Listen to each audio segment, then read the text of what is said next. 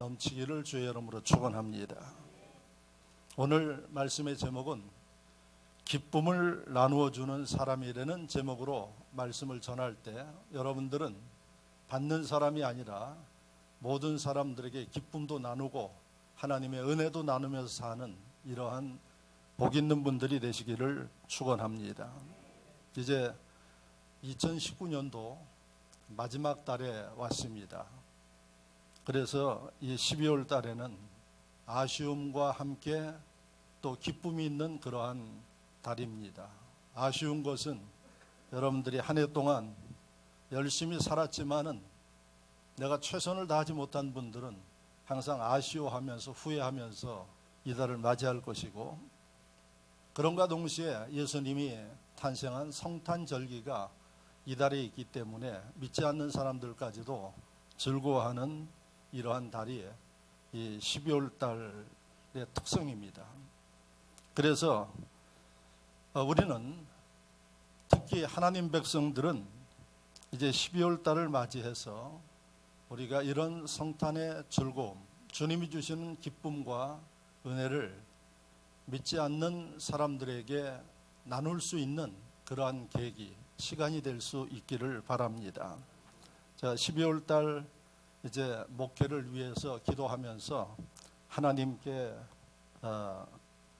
감동으로 받는 지혜가 뭔고 하니 12월에 기쁨의 메시지를 전하고 기쁨의 삶을 살 수 있는 성도들의 삶을 가르치고 강조할 것을 깨닫고 오늘 첫 주의 메시지를 기쁨을 나눠주는 사람이 되라, 이런 말씀으로 여러분들에게 전하게 되었습니다.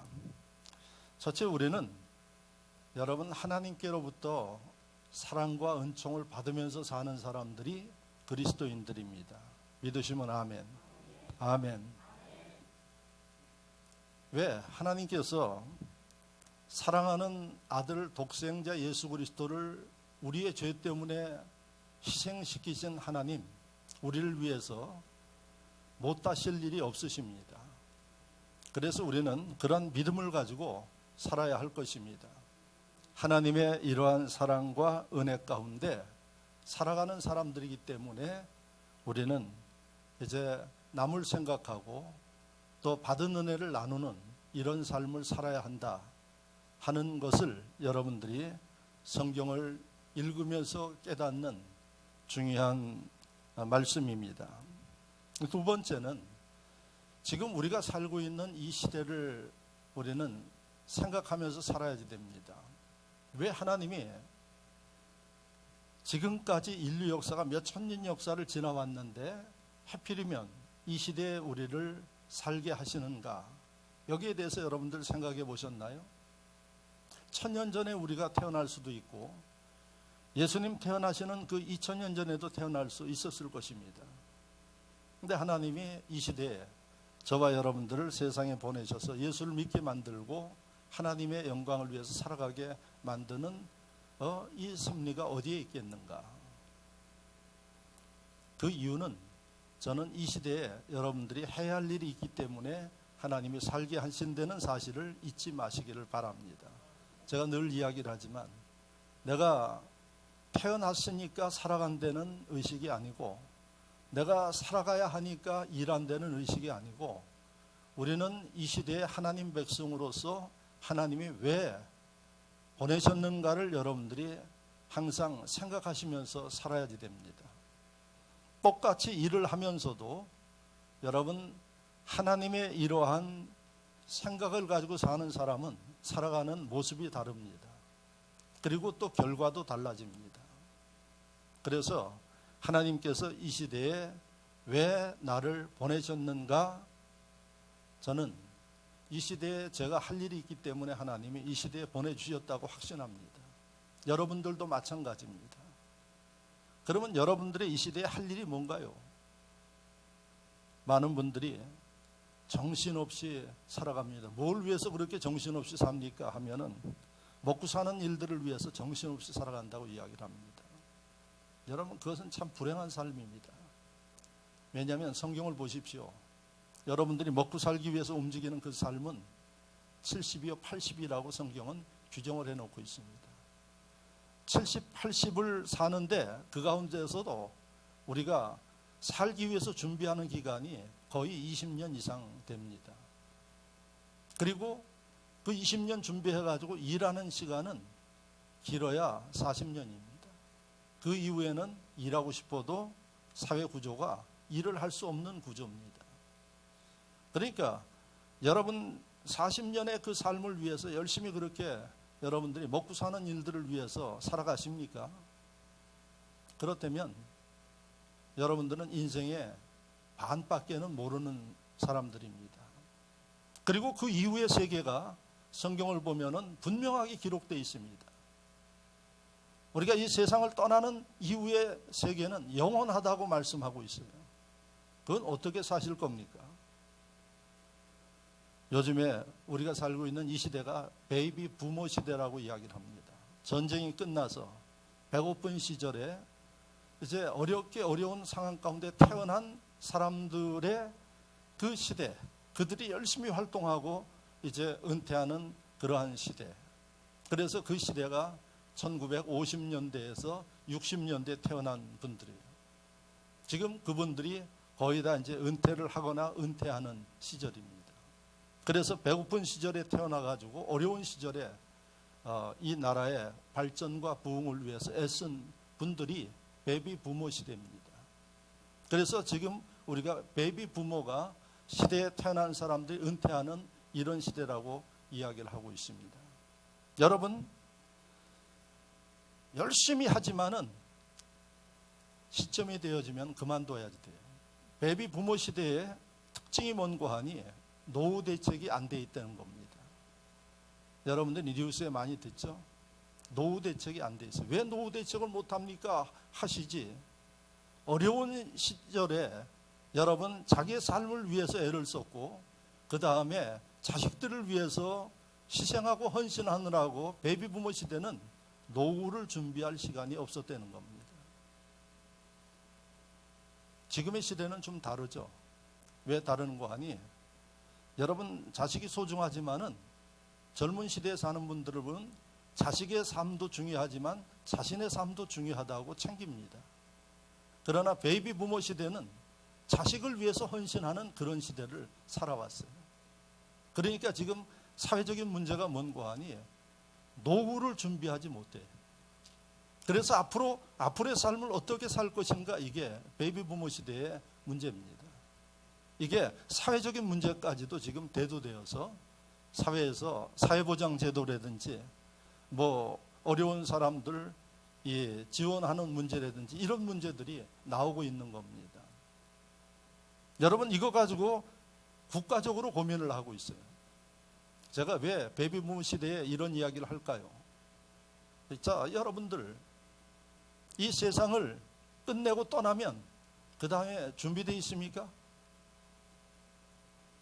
40년간 일하고 앞으로의 한 20년의 삶을 살아가야지 되는데 준비가 안 되어 있습니다. 그래서 지금 이걸 가지고 국가적으로 고민을 하고 있어요. 여러 가지 생각들을 하고 있어요. 20년의 삶을 위해서 이렇게 고민하고 있어요.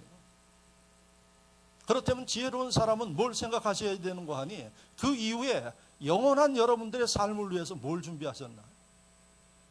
준비되어 있는가? 준비하고 있는가? 이걸 여러분들이 생각하시면서 살아야지 됩니다. 그러하기 때문에 이 시대에 살아가면서 우리는 해야 할 일이 있어요. 이 시대에. 그 일이 뭔고 하니 하나님이 주관하시는 이 시대에 하나님 백성들의 책임이 있어요.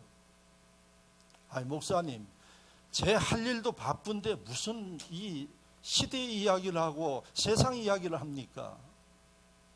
여러분, 잊지 마시기를 바랍니다. 나를 보내신 하나님은 나에게 기대하는 게 있어요. 그 기대하는 게 뭔고 하니 열심히 네 인생을 위해서 살지만은 하나님이 주관하시는 이 세계 속에 네가 해야 할 일을 하면서 살으라고 하나님이 보내신 겁니다. 그래서 우리가 이걸 갖다가 뭐라고 이야기를 하는 거 하니 하나님 백성들의 세계관이다, 이렇게 이야기를 해요.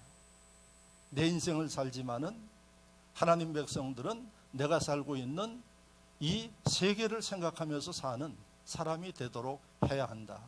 그래서 요즘에 여러분들이 보면은 그리스도인들에게 세계관에 대해서 많이 강의도 하고 가르치기도 해요. 그러니까 이 시대 위에서 우리가 해야 할 일이 있어요. 그럼 지금 세계를 보지 말고 우리가 살고 있는 이 세상, 이 반도를 우리가 좀 생각하면서 보자는 겁니다. 상황이 어떤 상황인가요? 그것도 잘 모르고 사는 분들이 많아요. 왜?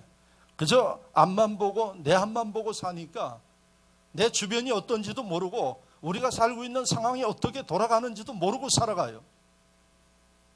그런데 하나님께서는 우리에게 좀 이 시대를 살면 이 시대를 생각하면서 앞으로 어떻게 될 것인가를 생각하면서 좀 살아라 하는 겁니다. 자, 그러면 여러분들이 지금 살고 있는 시대가 어떤 시대입니까?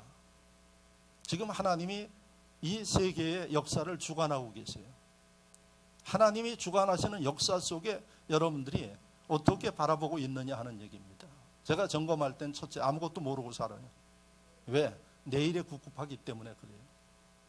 그 다음에 두 번째는 좀 관심은 갖는데 잡히는 게 없어요. 생각하는 게 없어요. 왜? 그게 인생의 한계니까. 그런데 좀 지혜로운 사람들은 약간 미래를 예측하면서 봐요. 그게 뭘로 나오는 거 아니? 책으로 나와요. 그래서 이미 2020년도 이 세상에는 어떤 책이 나왔는가 하니 2020년도 트렌드, 어떤 일들이 벌어질까 하는 것들이 책으로 나와서 앞서가기를 원하는 사람들은 그 책을 읽어요 벌써.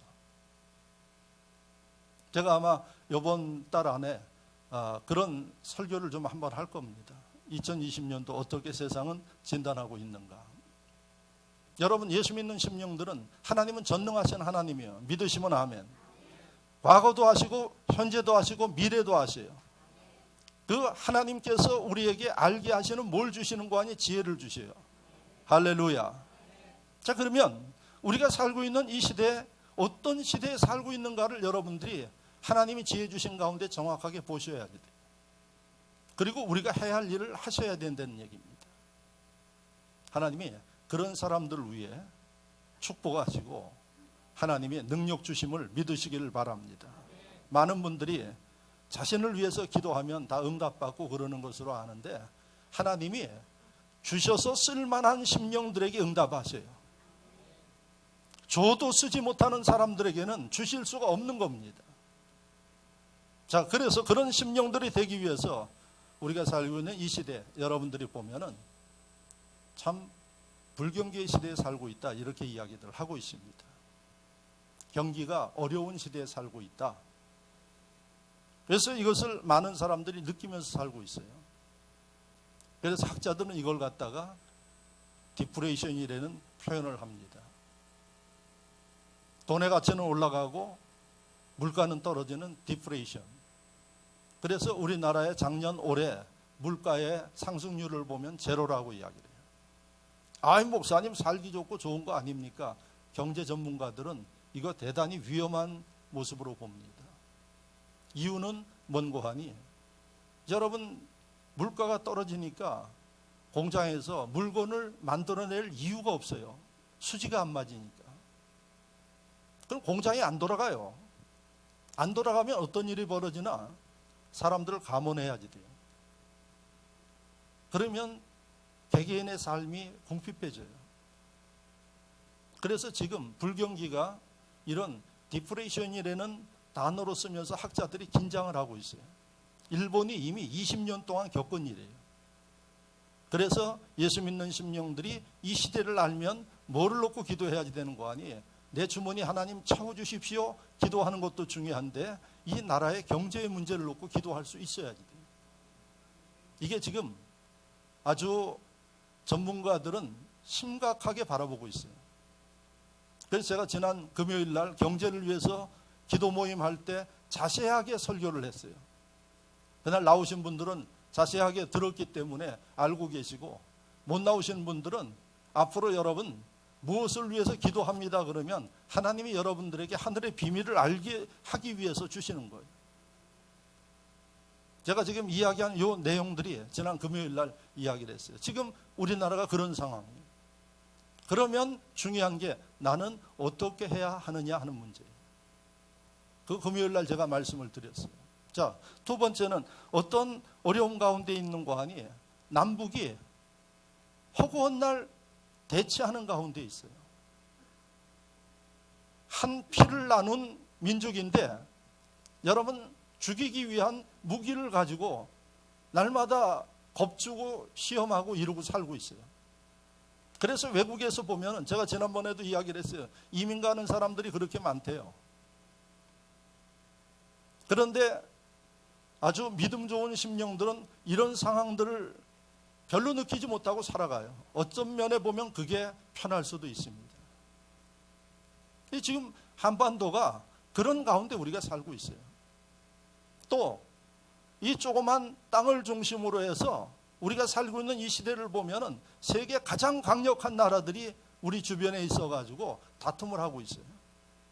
그래서 샌드위치 끼어가지고 눈치 보면서 사는 이런 시대예요. 그리고 어떨 때는 아주 노골적으로 겁박을 하고 있어요. 이런 가운데 우리가 살고 있어요, 지금. 그 다음에 어른들만 그러느냐? 아이들도 문제예요. 툭탁하면은 아이들 대학 가는 문제를 놓고 제도를 바꿔요. 아마 어제 그저께인가 그 제도, 대학 입시 제도 정시를 늘리고 수시를 줄이고 하는 이런 문제. 뭐 이미 다 자녀 키운 사람들은 관심도 없고 아직 뭐 먼 사람들은 관심이 없겠지만은 급변하고 있어요, 날마다. 제가 지금 이야기하는 거 뭘 이야기하는 거 아니? 우리가 참 여러 가지 어려운 시대에 지금 살고 있다 하는 겁니다.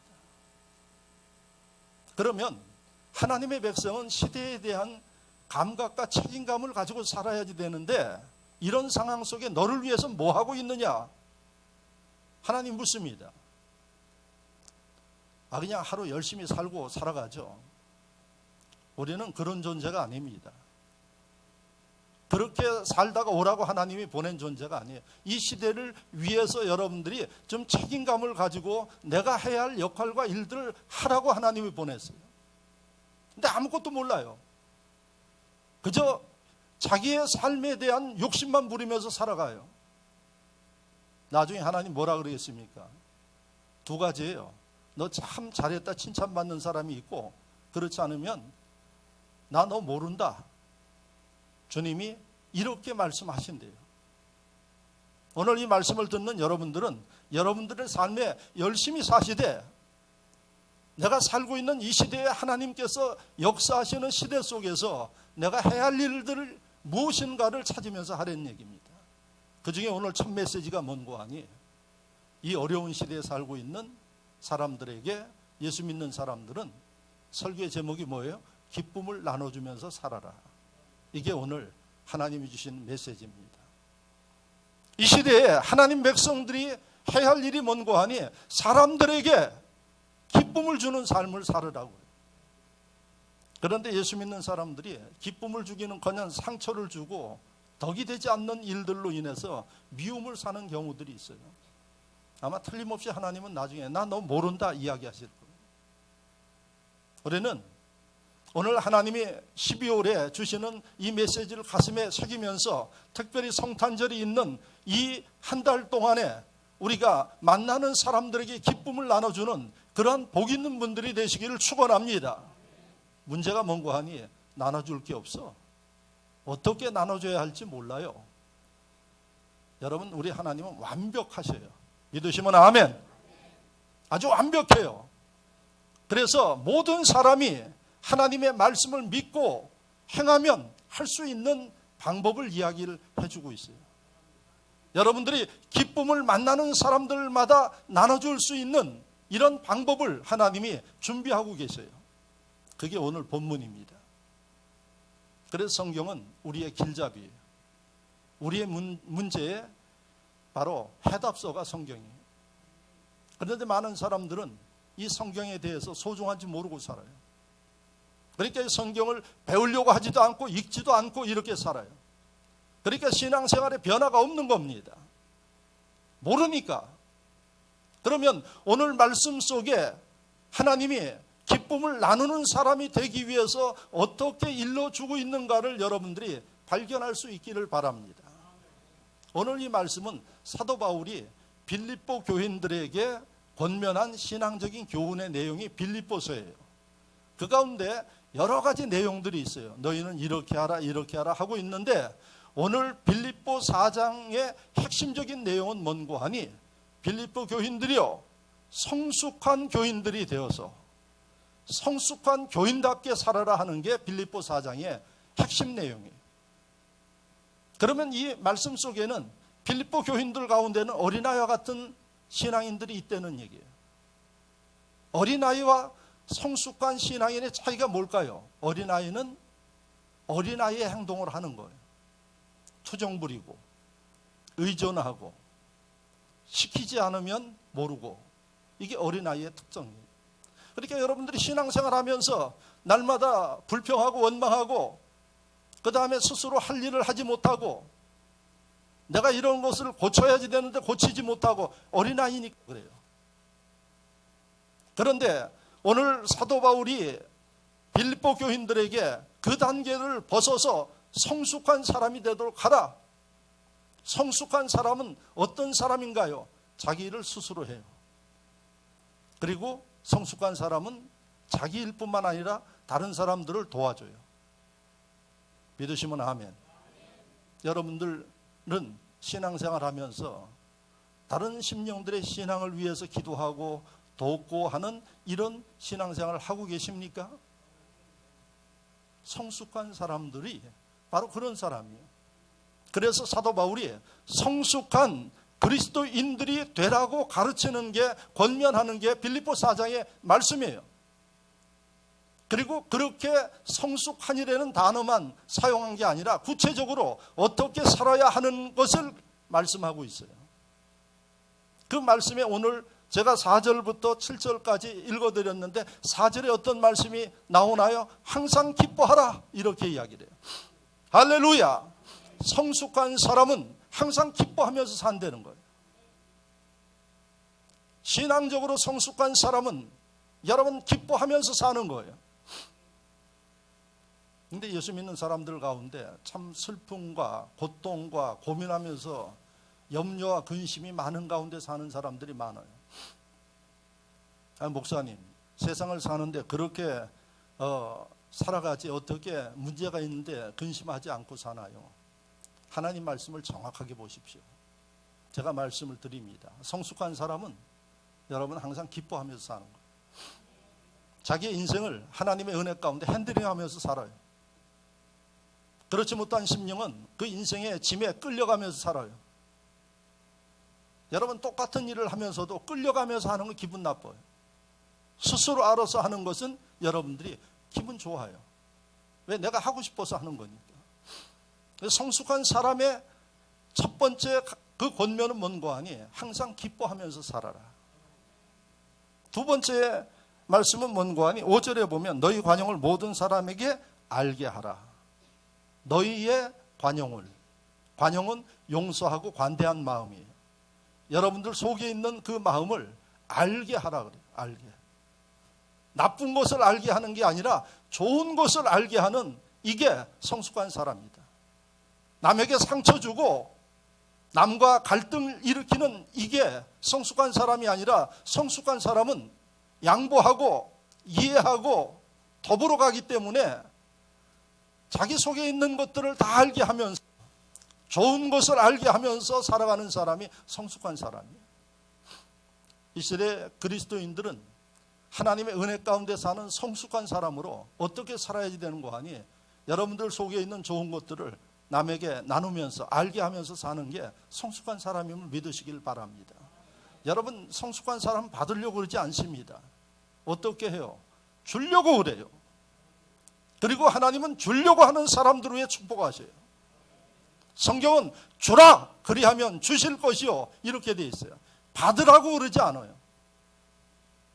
그래서 오늘 이 두 번째 말씀을 보면 성숙한 그리스도인들에게 사도 바울이 권면하는 게 뭔가 하니, 너희 속에 있는 것을 알게 하고, 네가 가지고 있는 것을 나누어주고, 좋은 것을.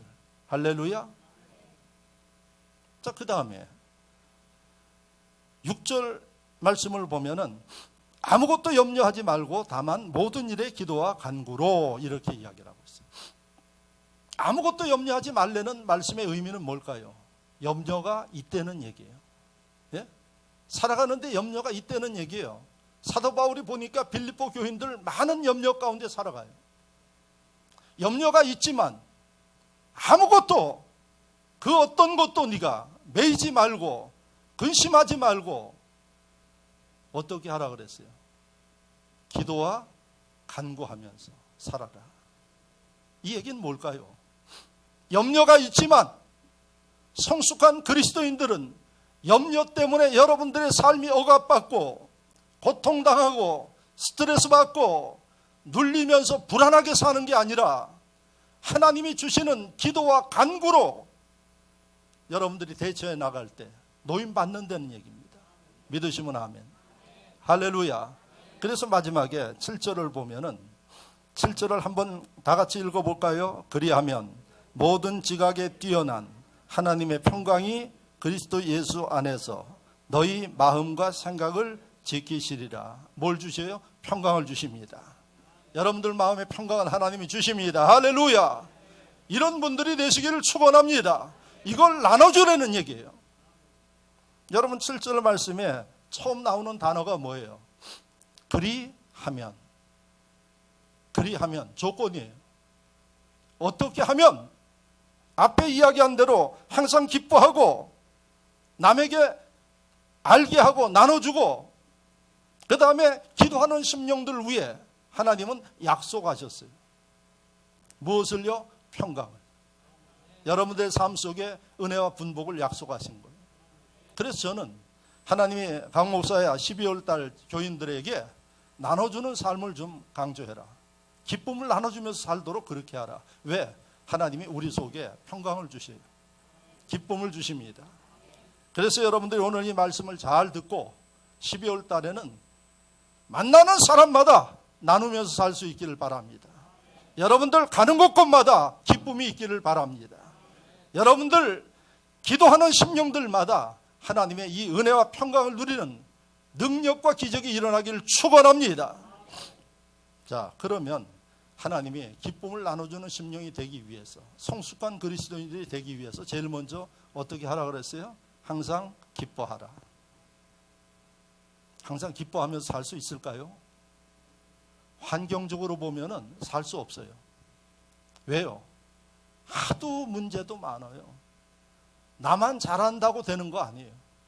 나는 잘하는데도 주변에 환경적인 문제가 생기면 이게 여러분 근심할 수밖에 없어요. 그래서 뭐라 그러는 거 하니 하루도 바람 잦을 날이 없다고 이야기해요. 좀 괜찮겠지 하면은 또 문제가 생겨요. 그게 인생이에요. 하나님이 그걸 모르시나요? 다 알아요. 그런데 오늘 말씀에 4절에 항상 기뻐하라. 그걸로 끝난 게 아니라 뭐라 그러는 거 아니? 다시 한번 말하노니 기뻐하라 그랬어요. 내가 다시 말하노니 기뻐하라. 그러니까 이유 달지 말고 핑계대지 말고 기뻐하면서 살아라. 앞서도 제가 이야기를 했어요. 어떻게 목사님 그렇게 기뻐하면서 사나요? 목사님 그렇게 기뻐하면서 사나요? 목사도요, 끊임없이 저는 뭐 제 문제 가지고 있는 게 아니라 목회, 선교 현장 이런 일들에 끊임없이 문제가 많아요. 저는 지금도 고민하는 게 뭔고 하니 필리핀 문화센터 사역이 지금 잘 돼가지고 이 12월 달에 성탄절 행사를 한대요. 그래서 지 목사님하고 강 목사님 오셔서 여기에 좀 그 일을 좀 지도해 주시고 저기 해달라고 그래요. 그래서 그런 걸 생각하면 가야지 돼. 그래서 지 목사님하고 언제 가느냐. 그래서 교회 성탄절이 있기 때문에 한 주 전에 이미 필리핀은 11월 달부터 성탄절이에요. 가면은 뭐 그냥 거리마다 다 준비되고 캐롤이 나오고 아주 성탄절기예요. 그래서 그 한 주 전에 가서 그 카페 행사를 마치고 그러고 금요일 날 비행기 타고 들어오자고 그렇게 이야기를 해요. 그래서 저는 이번엔 내가 일정이 바빠서 못 나간다. 그러니까 죄송하지만은 그 비용을 선교비로 좀 될 테니까 가서 그 카페에 그 영혼들을 위해서 행사를 지 목사님 혼자 좀 하고 다녀오십시오. 그래서 주일 저녁에 비행기를 타고 다녀오려고 그렇게 생각을 한대요. 그래서 2, 3일에도 강 목사님이 좀 꼭 같이 갔으면 좋은데 가서 그 일들을 하면은 훨씬 나을 텐데 그 영혼들을 생각하고 사역을 하면 가긴 가야지 될 것 같은데 아무리 생각해도 제가 가는 것은 쉽지를 않아요. 그래서 아마 내일 이제 또 만나서 이야기를 할 텐데 제가 지금 한 주 내내 기도하면서 아무리 제 시간을 보고 하면서도 뭐 한 2, 3일 다녀오면 되긴 되는데 그 2, 3일 다녀오는 게 비행기 타고 또 비행기 타고 들어갔다 오고 하는 게 쉽지를 않잖아요. 근데 제가 여러분들에게 왜 이야기를 하는 거 하니 목사는 사실 자신의 문제 별 문제가 없어요. 하나님의 일, 성도들의 일, 이 일들 여러분 끊임없이 있어요. 오늘 제가 일부 예배 마치고 밥 먹으면서 서울대학병원에 입원해 있는 사람을 위해서 물었어요. 암이 걸려가지고 입원해 있다고 이야기해요. 그래서 묻고 여러 가지 상황들을 좀 하는데 이 기도 제목이 하나 더 늘어나는 거예요. 그러니까 어떤 면에 보면 하루도 쉴 수 없는 그런 일들이 있어요. 그런데 어떻게 목사님 기뻐하라고 설교하십니까? 그러나 기뻐해요. 문제가 있으나 기뻐해요. 이유는 하나님이 기뻐하며 살으라 그러니까. 그럼 그 비결을 좀 이야기해 주십시오. 내가 이야기해 줄 게 아니라 성경을 보시면 그 비결이 기록되어 있어요. 문제가 있어요. 여러분 고통당하는 심령들의 그 상황을 보면서 아파요. 그럼에도 불구하고 기뻐하며 살 수 있어요. 하나님이 말씀하셨기 때문에 그래요. 그러면 그런 상황 가운데서 어떻게 기뻐하며 살아야 하는가를 하나님이 말씀하고 있어요.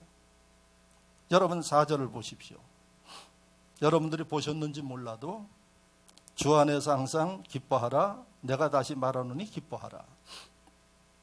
기뻐해야지 되고 기뻐할 수 있다는 얘기예요. 어떻게 해요? 주 안에서. 이게 해답이에요. 여러분들이 세상 가운데 살면 기뻐할 수 없어요. 왜? 수많은 문제들 때문에 그래요.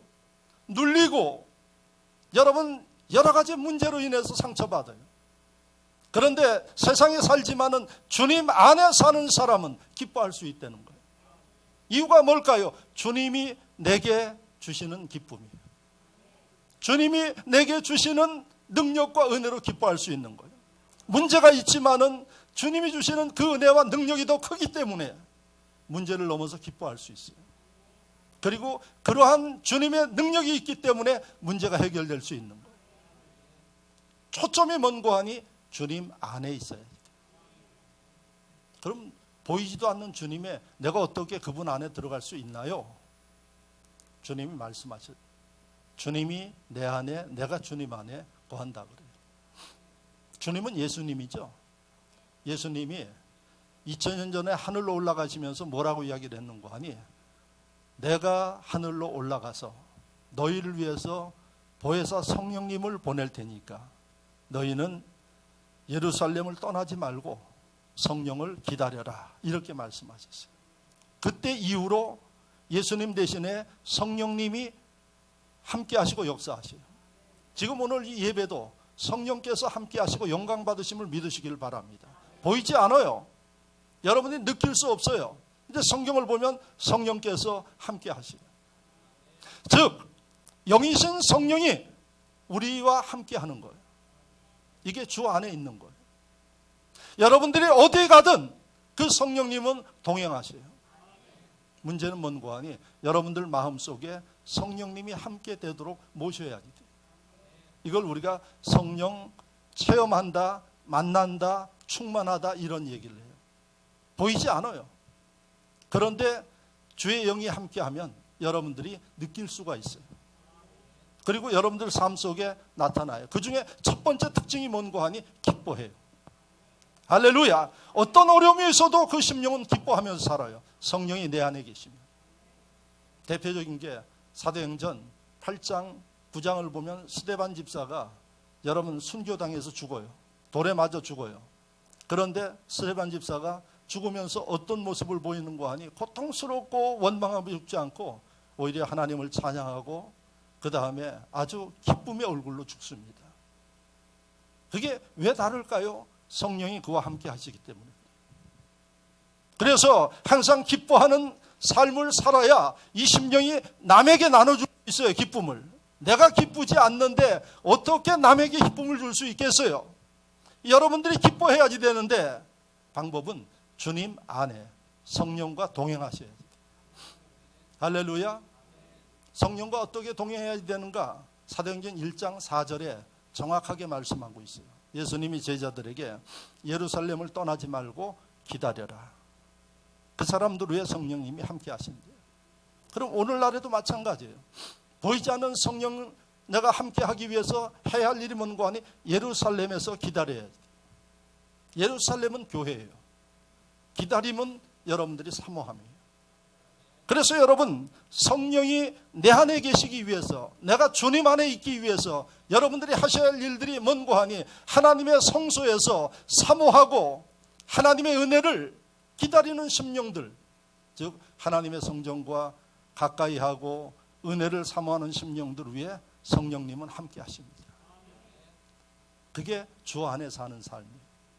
그리고 히브리서 10장 25절을 보면 마지막 때에 너희는 모이게 힘쓰라 그랬어요. 왜요? 모여서 성령과 함께 하심으로 인하여서 이길 수 있는 힘을 주시기 때문에 그래요. 그 말씀을 보면 모이지 못하게 흐트러지게 하는 사람도 있다 그래요. 이 시대를 보십시오. 모이는 시대입니까? 흐트러지는 시대입니까? 잘 모이기가 힘든 시대예요. 그래서 목사님들이 고민을 해요. 그리고 목사님들이 어떻게 하는 거냐? 어떻게 해서든 모이게끔 하려고 예배 시간도 조정하고 별일을 다 해요. 저는 예배 시간 조정한다고 모이지 않습니다. 여러분들 1시 반에 예배 드린다고 그 시간에 저녁 예배 안 나올 사람들이 다 나오지 않아요. 모이는 것은 성령이 역사하셔야 돼요. 뭐 저녁에 모이게 시간을 정한다 할지라도 성령이 역사하시면 뭐예요? 그러니까 인간이 아무리 수단 방법을 써도 하나님의 영이 함께 하지 않으면 안 돼요. 그래서 남에게 기쁨을 나눠주면서 살아야지 되는데 그 심령들은 여러분들 속에 성령이 함께 하셔야지 돼요. 믿으시면 아멘. 아멘. 그 성령과 함께 하고자 하는 심령들은 모이십시오. 그리고 예배 드리십시오. 그리고 기도하십시오. 성령이 그 심령들 위해 역사하십니다. 두 번째, 여러분 나눠주는 삶을 살기 위해서 본문 5절에 6절에 보니까 기도와 간구해야 된다 이렇게 이야기를 하고 있어요. 그 심령들 위해 나눠줄 수 있는 것을 주시는 거예요. 기도는 뭡니까? 하나님과 소통이에요.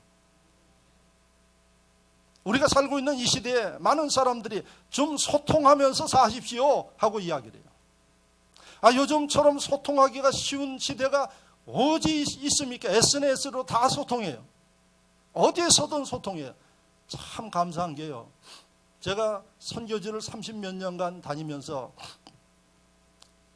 각 나라를 다녀왔는데 어제 저녁에는 저희 손녀가 할아버지는 어디 나라 다 갔다 오셨어요. 다 갔다 왔지. 그랬더니 그러면 제가 찝어볼까요? 그래서 스웨덴 갔다 오셨어요. 갔다 왔지. 아프리카 갔다 오셨어요. 갔다 왔지. 미주 대륙 갔다 왔어요. 갔다 왔지. 호주 갔다 오셨어요. 갔다 왔지. 이게 그 다음에 뭐 머릿속에 있는 게 없나 봐. 그러더니 하는 얘기가 어땠어요? 그래. 야, 그거 다 어떻게 내가 일일이 이야기하냐. 그거 참 새로운 세계들이니까 갈 때마다 새로워진다. 제가 그런 곳에 가면서도 그 전에 제가 아프리카 갔다 온 지가 한 15년 됐어요. 근데 이 아프리카 가서 이 전화 통화가 잘 안 돼. 핸드폰 15년 전에 가져갔을 때는. 지금은요. 아프리카 아니라 어디를 가서도 뭐 가지고 하는 거 하니 여러분 카카오톡 가지고 무료 전화 다 해요. 와이파이만 되면은 다 영상으로 합니다. 그리고 카카오톡만 있는 게 아니라 제 핸드폰에는 3개가 깔려 있어요. 왓앱이라는 유럽을 중심으로 쓰는 그 카카오톡과 같은 게 있어요. 그건 유럽하고 쓸 때는 그거 하면 아주 잘 돼요. 그리고 또 하나 라인이라는 게 있어요. 그것은 또 이 동남아시아를 중심으로 써요. 그게 필요할 때는 카카오톡, 필요할 때는 그거. 국제 전화비가 하나도 안 나와. 그것도 어떻게 생생하게 화면 보면서 해요. 소통하는 시대에 우리가 살고 있어요. 그리고 어떤 사람들 특히 제가 보니까 라인이나 왓츠앱 이걸 보면은 메신저, 이걸 우리 필리핀 식구들은 메신저를 잘 써서 메신저를 깔아가지고 제가 하는 거 보면 메신저 밑에 이 사람 누가 지금 통화하고 있는가 파란불로 다 떠요. 그래서 이렇게 보면은 이 사람 지금 뭐 하고 있는가 제가 알아요. 외국에 있는데 제가 다 보고 있어요. 그래서 어떨 때는 제가 뭐 하고 있냐 이 시간에 그러면 깜짝 놀래요. 참 좋은 시절 살고 있죠. 돈 한 푼 안 들이면서 살고 있어요. 소통 시대에 살고 있어요. 이 시대에 누가 주관하셔요? 하나님이 주관하셔요. 그러면 하나님이 이 시대에 우리에게 뭘 원하시는 거예요? 하나님과 우리와 소통을 원하셔요. 그런데 소통하지 못해요. 지금 제가 이야기하는 그런 것들 모르는 사람 못해요. 저도 못해요. 하나님이 우리에게 기도는 소통하라고 주시는 거예요. 왜 하나님이 우리와 소통하려고 그럴까요? 좋은 것들을 주시려고 그래요. 그래서 기도하는 심령들을 위해 위로부터 하나님의 은혜가 임하는 거예요. 하나님의 능력이 임해요. 기도 응답이 임합니다. 그러니까 여러분 나눠줄 게 있는 거예요. 기쁨도 줄 수 있어. 능력도 베풀 수 있어요. 기도할 때 귀신의 역사가 떠나가요. 의사보다 낫지. 예? 이게 위로부터 와요. 기도로 소통하는 사람들에게 주신대요. 그래서 6절 말씀에 기쁨을 나눠주는 사람들이 돼야지 되는데 나눠주기 위해서는 줄 게 있어야지 돼. 위로부터 하나님 앞에 기도하는 심령들에게 하나님이 이런 것들을 주신대요. 그런데 이 시대의 특징이 기도 안 해요. 여러분들 한 주간 얼마나 기도하셨나요? 이분들은 먼 고하니 입 꾹 다물고 사는 거예요. 가끔 뭐라고 이야기해요? 야, 좀 말 좀 하고 살아라. 말하지 않으니까 답답하다. 이런 얘기 하시죠? 속이 터진다고 이야기를 해요. 하나님이 여러분들을 볼 때 그래요. 야, 지금 이야기 좀 해라. 이야기 좀. 내 속이 터진다. 도대체 뭐 때문에 고민하고 있느냐? 말 좀 해라. 도와줄게. 그런데도 말 안 하고 살아요. 그게 이 시대예요. 그런데 하나님 12월 달은 하나님과 소통하면서 살 수 있기를 바랍니다. 할렐루야. 아멘만 하지 말고 돌아가면은 또 싹 잃어버리고 엉뚱한 짓 하지 말고요. 하나님이 원하시는 거예요. 지금 그 심령들을 위해 하나님이 뭐를요? 나눠줄 수 있는 것을 주신대요. 이런 분들 되시기를 축원합니다. 그 다음에 마지막으로 세 번째, 하나님이 아까 5절 말씀에 너희 관용을 모든 사람들에게 알게 하라 그랬어요. 여러분들 속에 하나님이 주신 것을 알게 하라 그랬어요. 그러니까 나눌 수 있도록 시도하라는 얘기예요. 나누도록 시도하라는 얘기예요. 여러분들이 잘 쓰는 용어가 뭔가, 특히 한국 사람들. 내 마음 아시죠? 그 마음을 어떻게 알아? 하루에도 12번도 바뀌는데. 예? 그리고 저한테 전화해가지고도 뭐라 그러는 거 아니에요? 전화를 하면은 누구누구입니다 이러면 되는데 전화해놓고 저 아시죠? 그래요. 아니 자기가 누군지 내가 어떻게 알아요? 날마다 뭐 목소리 익히는 것도 아니고. 예? 참 난감합니다 이거. 그런데 여러분 하나님께서 우리에게 말씀하시는 거 자기를 좀 알게 하라 그래요. 알게. 이 얘기는 뭔고 하니 네가 좀 가지고 있는 거 나눠주면서 살아라. 베풀면서 살아라. 자기 자랑만 하지 말고 하나님이 내 속에 주신 것을 나누면서 살으래. 그게 우리의 삶이에요. 그래서 12월 달에 하나님께서 우리에게 주시는 것들, 소통한 사람들을 위해 주시는데 그것들을 자기만 위해서 쓰지 말고 남을 위해서, 시대를 위해서 나누면서 살으라고 하시는 말씀입니다. 여러분들 생각을 바꾸시길 바랍니다. 그래서 12월 달에는 내가 할 수 있는 대로 하나님이 주시는 거, 오늘 복음의 말씀을 들었습니까? 그럼 나누십시오. 예?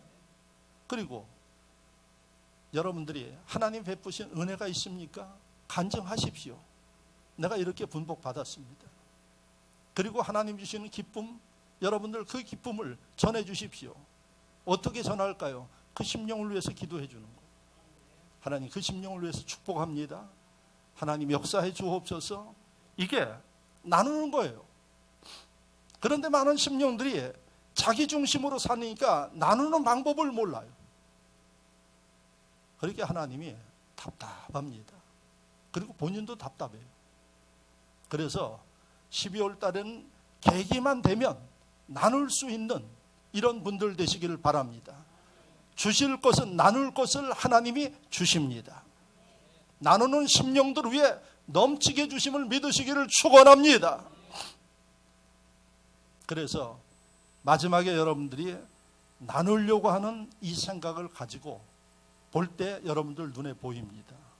자, 제가 볼 때는 제일 좋은 게 뭔가 아니에요. 여러분들이 들은 복음을 나눠주는 게 제일 좋아요. 있는 그대로 전해 주십시오. 어떻게? 하나님이 당신을 사랑하십니다. 주님이 너무나도 사랑하십니다. 또 두 번째 우리가 나눌 게 있어요.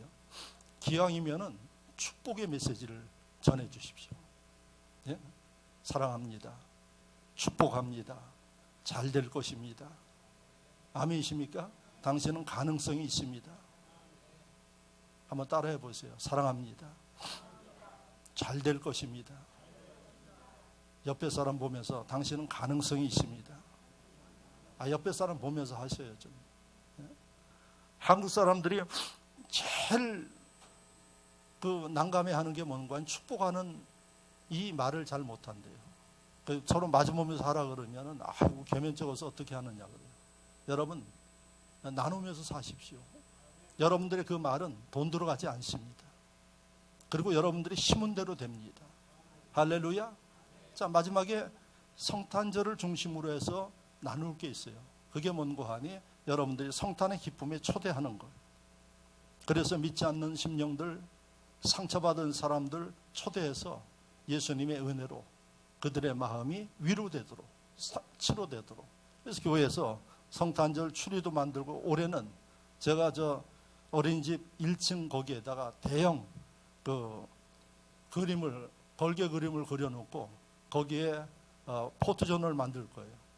교회 안에다만 하니까 교인들만 알지 바깥에 사람들은 잘 몰라요. 거기서 만들어서 지나다니는 사람들 누구든지 와서 사진 찍고 이 성탄의 기쁨에 어떻게 스스로 초대하는 거예요. 그러니까 그런 것들을 왜 만드느냐? 우리가 기쁨을 나누기 위해서 하는 거예요. 그래서 올해는 바깥에다가 하도록 해서 지금 준비하고 있습니다. 그래서 매일 애들 들 때마다 나중에 여러분 한번 구경해 보십시오. 어떤 것들이 걸려 있는가. 아이들 아주 행복해합니다. 작년도에도. 근데 작년도보다 더 행복한 것들을 준비하고 있어요. 왜요? 아이들에서부터 노년에 이르기까지 이 성탄절의 기쁨을 교회 안에서만 누리지 말고 외부로 발산해 줘야 돼요. 이게 우리의 사명입니다. 이렇게 살 수 있기를 축원합니다. 기도하겠습니다. 한 목소리로 잠시 하나님 앞에 간절히 기도하시기 바랍니다. 기쁨이 되기를 원합니다. 기쁨을 나누는 심령이 되게 하여 주옵소서. 한 목소리로 기도합니다. 할렐루야. 아버지 하나님 감사합니다. 사랑하시고 인도하시고